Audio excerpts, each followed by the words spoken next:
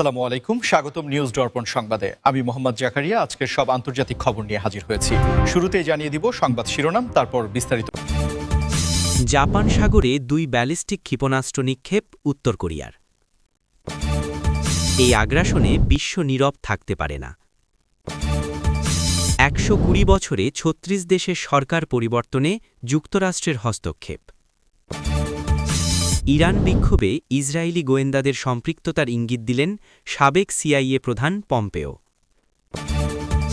Trump যতই চাক, Venezuela কখনো পানামা হবে না। আসসালামু আলাইকুম, স্বাগতম জানাচ্ছি নিউজ দর্পণ সংবাদে। আমি মোহাম্মদ জাকারিয়া। এতক্ষণ শুনছিলেন সংবাদ শিরোনাম, এবার বিস্তারিত। এই বিষয়ে আপনার মতামত কমেন্টে জানান এবং যুদ্ধের সব আপডেট আগে পেতে চ্যানেলটি সাবস্ক্রাইব করে যাবেন। আন্তর্জাতিক ভূ-রাজনীতির দৃশ্যপট আবারও উত্তপ্ত হয়ে উঠেছে, কারণ উত্তর কোরিয়া আবারও জাপান সাগরের দিকে ২টি ব্যালিস্টিক ক্ষেপণাস্ত্র নিক্ষেপ করেছে, যা ওই অঞ্চলের নিরাপত্তা ব্যবস্থাকে বড় ধরনের চ্যালেঞ্জের মুখে ঠেলে দিয়েছে। এবং এই ঘটনাটি এমন এক সময় ঘটল যখন ওই অঞ্চলে ইতিমধ্যেই সামরিক মহড়া এবং কূটনৈতিক উত্তেজনা বিরাজ করছে। দক্ষিণ কোরিয়ার জয়েন্ট চিফস অফ স্টাফ বা জেসিএস নিশ্চিত করেছে যে পিয়ংইয়ংয়ের সুনান এলাকা থেকে ভোরের দিকে এই ২টি স্বল্প পাল্লার ব্যালিস্টিক মিসাইল ছোড়া হয় এবং মিসাইলগুলো প্রায় ৩৫০ থেকে ৪০০ কিলোমিটার পথ পাড়ি দিয়ে জাপানের সাগরের পানিতে গিয়ে পড়ে, যা জাপানের এক্সক্লুসিভ ইকোনমিক জোনের বাইরে হলেও জাপানি কোস্ট গার্ড এবং প্রতিরক্ষা মন্ত্রণালয় বিষয়টিকে অত্যন্ত গুরুত্বের সাথে দেখছে। জাপানের প্রতিরক্ষা মন্ত্রণালয় থেকে জানানো হয়েছে যে এই ক্ষেপণাস্ত্রগুলো কোনো সাধারণ পরীক্ষা ছিল না, বরং এটি তাদের প্রতিবেশী দেশগুলোর প্রতি একটি স্পষ্ট সতর্কবার্তা। বিশেষ করে যখন যুক্তরাষ্ট্র এবং দক্ষিণ কোরিয়া যৌথ সামরিক মহড়ার প্রস্তুতি নিচ্ছে, ঠিক সেই মুহূর্তে এমন পদক্ষেপ উত্তর কোরিয়ার সামরিক সক্ষমতার জানান দেওয়ারই একটি কৌশল বলে মনে করছেন সমর বিশ্লেষকেরা। আন্তর্জাতিক বিশ্লেষকেরা বলছেন, গত কয়েক মাসে উত্তর কোরিয়া যে হারে ক্ষেপণাস্ত্র পরীক্ষা চালিয়েছে তা নজিরবিহীন এবং এর মাধ্যমে তারা তাদের নিউক্লিয়ার আর্সেনাল বা পারমাণবিক অস্ত্রাগারের সক্ষমতা বৃদ্ধি করার পাশাপাশি মিসাইল টেকনোলজিতে যে তারা কতটা এগিয়ে গেছে সেটা প্রমাণ করতে চাইছে। বিশেষ করে সলিড ফুয়েল প্রযুক্তির ব্যবহার এবং মিসাইলগুলো নিচু দিয়ে উড়ে গিয়ে রাডার ফাঁকি দেওয়ার সক্ষমতা ওই অঞ্চলের এয়ার ডিফেন্স সিস্টেমের জন্য বড় মাথাব্যথার কারণ হয়ে দাঁড়িয়েছে। এই আগ্রাসনে বিশ্ব নীরব থাকতে পারে না, এমনই মন্তব্য উঠে আসছে বিশ্বের বিভিন্ন প্রান্তের শান্তিকামী সংগঠন এবং মানবাধিকার সংস্থাগুলোর পক্ষ থেকে।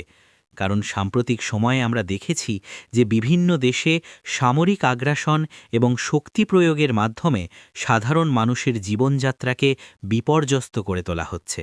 এবং এর বিরুদ্ধে যদি এখনই বিশ্ব সম্প্রদায় একাট্টা না হয়, তবে ভবিষ্যতে এর ফলাফল আরও ভয়াবহ হতে পারে।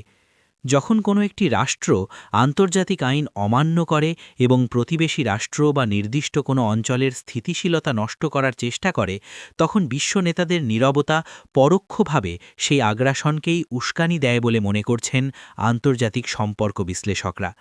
তাই বর্তমান প্রেক্ষাপটে শুধুমাত্র নিন্দা জানানোই যথেষ্ট নয়, বরং কার্যকর কূটনৈতিক পদক্ষেপ এবং অর্থনৈতিক নিষেধাজ্ঞার যথাযথ প্রয়োগ নিশ্চিত করা জরুরি হয়ে পড়েছে।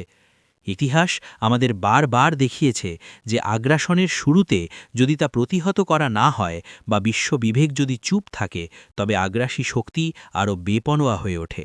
যেমনটা আমরা দেখেছি বিংশ শতাব্দীর বিভিন্ন যুদ্ধে এবং সাম্প্রতিক সময়ের বিভিন্ন আঞ্চলিক সংঘাতে, যেখানে হাজার হাজার নিরীহ মানুষ প্রাণ হারিয়েছে এবং লক্ষ লক্ষ মানুষ বাস্তুচ্যুত হয়েছে।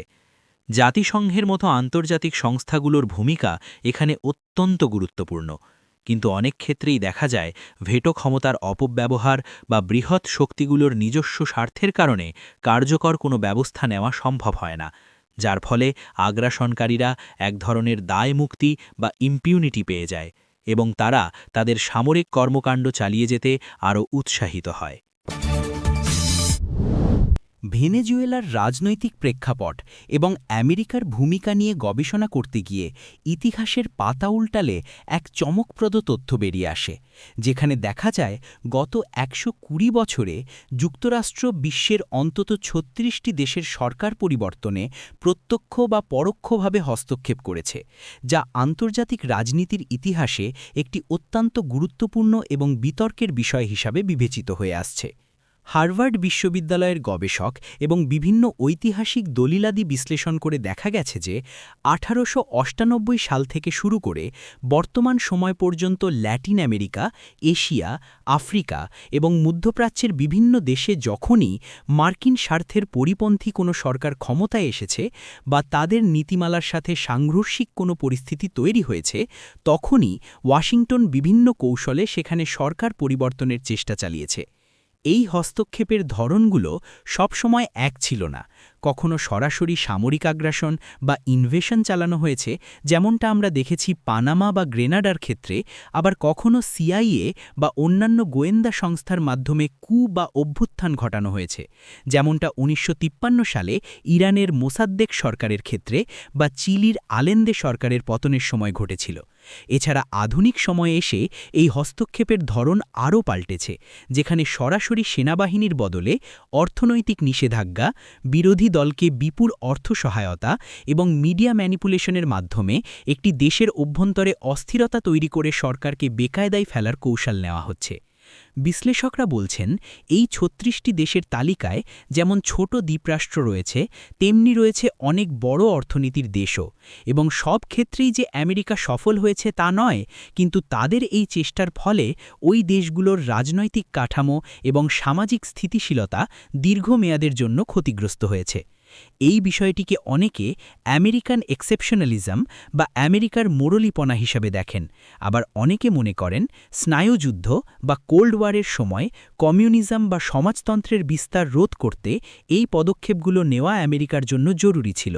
তবে বর্তমান বিশ্ব ব্যবস্থায় যখন প্রতিটি দেশ তাদের সার্বভৌমত্ব বা সভরেন্টি নিয়ে অত্যন্ত সচেতন, তখন এই ধরনের হস্তক্ষেপ কতটা গ্রহণযোগ্য তা নিয়ে প্রশ্ন উঠছে খোদ আমেরিকার অভ্যন্তরেও। কারণ অনেক আমেরিকান নাগরিক মনে করেন বিদেশের মাটিতে এত সম্পদ এবং সময় ব্যয় না করে দেশের অভ্যন্তরীণ উন্নয়নে মনোযোগ দেওয়া উচিত। সাবেক সিআইএ প্রধান এবং যুক্তরাষ্ট্রের সাবেক পররাষ্ট্রমন্ত্রী মাইক পম্পেও সম্প্রতি তার এক বক্তব্যে এক চাঞ্চল্যকর তথ্য সামনে এনেছেন, যেখানে তিনি ইঙ্গিত দিয়েছেন যে ইরানে চলমান সরকারবিরোধী বিক্ষোভ এবং অস্থিরতার পেছনে ইসরায়েলি গোয়েন্দা সংস্থা মোসাদের একটি বড় ভূমিকা বা সম্পৃক্ততা থাকতে পারে, যা মধ্যপ্রাচ্যের গোয়েন্দা যুদ্ধের ইতিহাসে নতুন এক অধ্যায়ের উন্মোচন করেছে।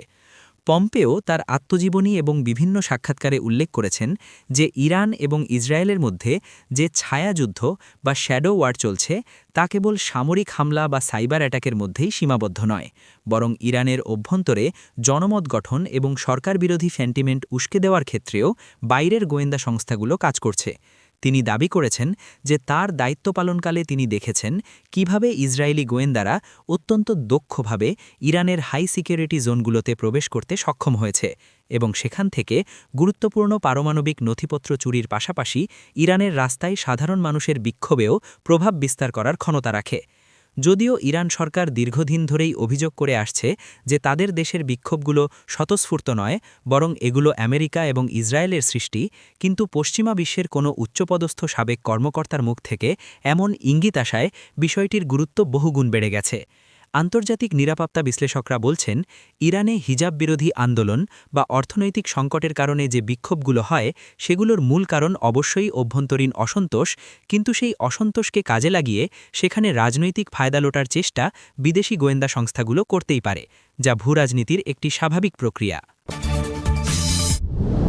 ভেনেজুয়েলার প্রেসিডেন্ট নিকোলাস মাদুরোকে ক্ষমতাচ্যুত করার জন্য ডোনাল্ড ট্রাম্পের প্রশাসন একসময় উঠে পড়ে লেগেছিল এবং সব ধরনের চাপ প্রয়োগ করেছিল, কিন্তু বিশ্লেষকরা এবং খোদ ভেনেজুয়েলার সরকারও সাফ জানিয়ে দিয়েছে যে ট্রাম্প যতই চান না কেন, ভেনেজুয়েলা কখনোই পানামা হবে না এবং পানামার মতো সহজ পরিণতি ভেনেজুয়েলার ক্ষেত্রে আশা করা বোকামি।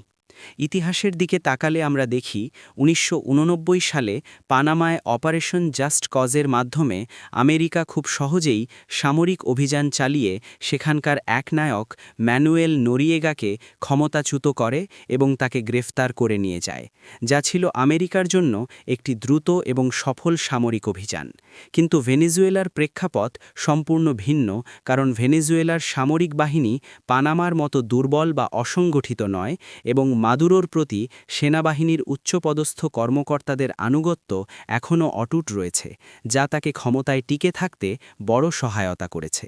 এছাড়া ভেনেজুয়েলার ভৌগোলিক অবস্থান, এর বিশাল তেল সম্পদ এবং আন্তর্জাতিক মিত্রদের বিষয়টিও এখানে বড় ফ্যাক্টর, কারণ রাশিয়ার মতো পরাশক্তি এবং চীন ও ইরানের মতো দেশগুলো ভেনেজুয়েলাকে অর্থনৈতিক ও সামরিকভাবে সমর্থন দিয়ে যাচ্ছে, যা পানামার ক্ষেত্রে ছিল না।